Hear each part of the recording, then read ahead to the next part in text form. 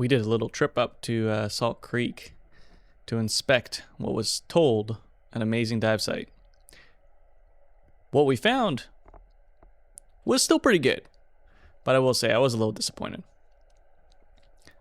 We were blessed with like just amazing visibility out there. I think there's not a lot of sediment in the rocky outcroppings there, so we're able to really kind of see far and almost, I wouldn't say tropical, but amazing visibility. And like the anemones and the plumose anemones, just phenomenal. But one thing that was distinctly lacking, I'd say, was the fish. We did not see a ton of fish out there. I'm not sure if it's just the time of year, if there's just too many urchins that are eating up all the kelp, and there's just not enough kelp for the fish to settle in, but it looked very fishy from the structure, but I think we only saw like one lingcod throughout the whole dive, and I didn't even get it on footage. You can see out here the orange is the sea cucumbers with their filter feeders, and every large rock has the plumose anemones in high current areas. Really beautiful spot.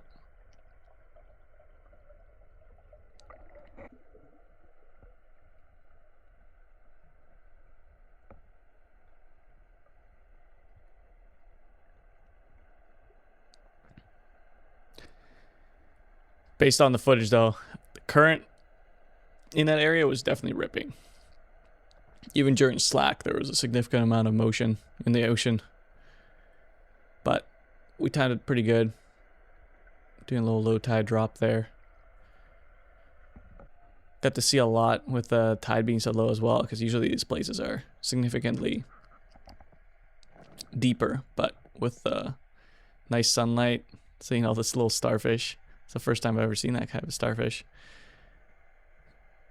It's really cool to just see the reds and the oranges.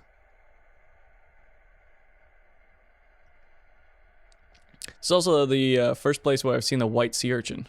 This place had, I think, all of the documented sea urchin of Washington State. It's also kind of cool seeing all those in one place. The reds, the purples, the greens, and the white.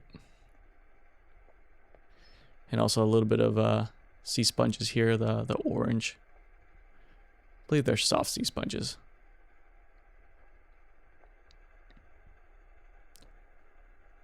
Makes sense why they'd set up here. A lot of good current for them to filter feed with.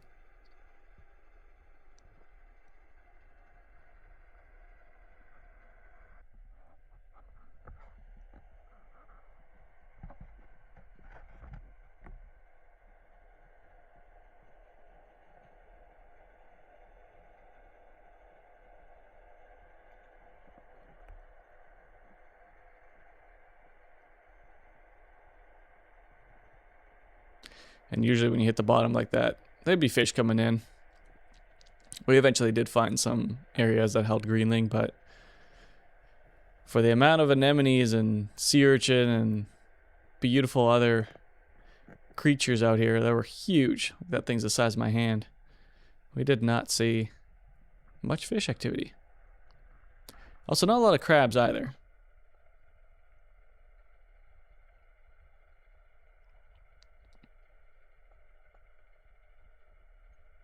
And here come the Salt Creek monster fish. About a good little 9 inches.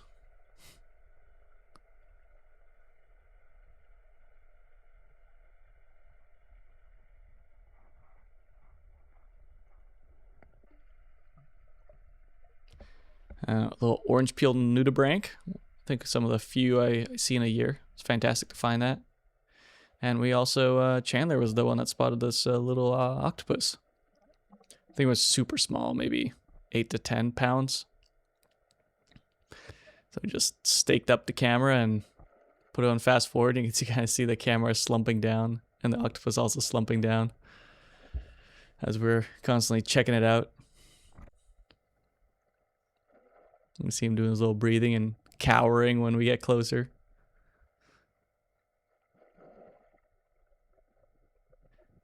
I tried to see if I can get him to play with me a little bit, reach out, but he was super freaked out. not interested in playing at all. Which I get it. We're huge creatures to him. A seal or a sea lion would eat that octopus in an instant. Although he was very, very cute.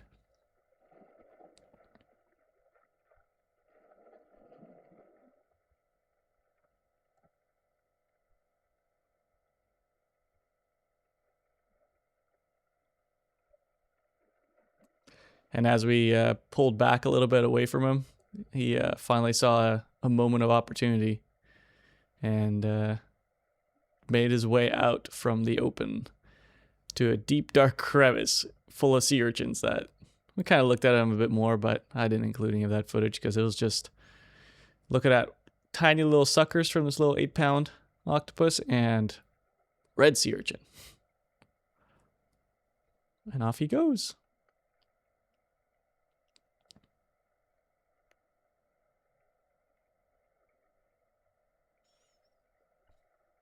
I love seeing the little eye on the top. It's like a little spotter. You keep seeing his little eye. He's watching the camera. Still doesn't trust it. And then we pulled over into the shallows a little bit. See what's going on. Current was starting to rip pretty good, and there's tons of baby fish and little shrimps. And you can see the water's a lot thicker there. Because I'm guessing everything kind of gets gathered there at low tide. I do not know the identification for these baby fish, but they're of some species. Constantly feeding in that little chummed up water.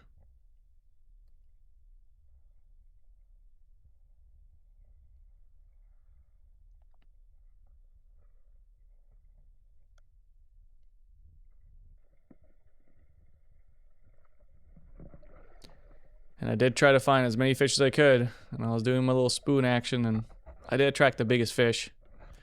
Maria was the biggest fish, I think, in the water there.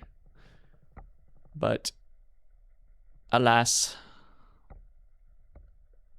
no big lingcod at Salt Creek that we could find.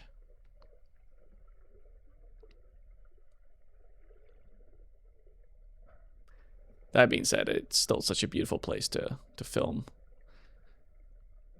I'm hopeful to see that the kelp grows back a little bit more where the urchin barrens look like. I'm guessing there must be sea otters to regulate the population, but almost doesn't feel like it because there's just so much urchin. And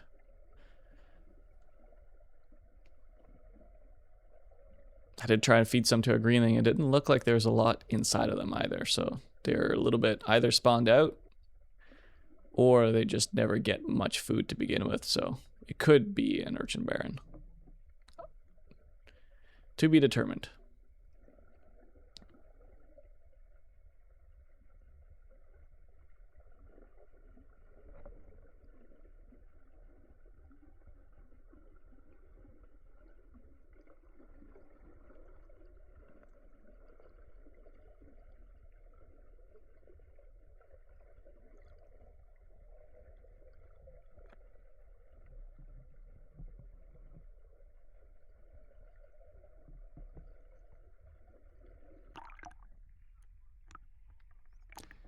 And Maria was kind enough to sneak up on some cormorants that were on this little rock. And we started out by poking an anemone, and you progress to spooking the birds on their little rock.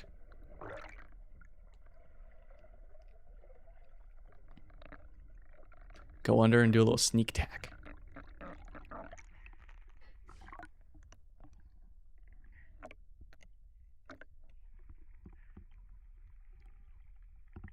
And off they go.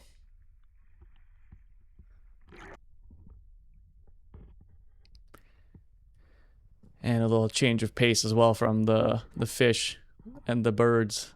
Raccoons eating tasty little mussels and other delicious intertidal snacks.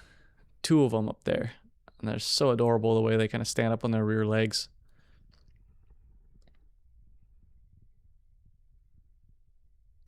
Very uncertain, but also very curious. They generally, I don't think they see free divers. But apparently there are little bandits for the campsites above Salt Creek, so these two bandits were curious, confused, and probably went back to banditing.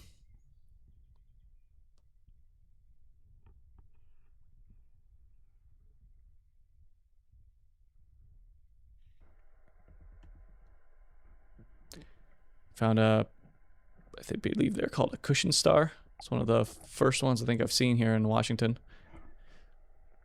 It is quite amazing to see some of the better diversity of starfish and other things out here, because I think there's just a lot more mussels and food for them to eat. Back close to the Puget Sound, there's just a lot less. And finally, we found some greenling. Bunch of females, a couple of males. They were just a little bit closer to the shallows over a bit of a sandier area. Very curious and very cute and beautiful, almost kind of tropical viz.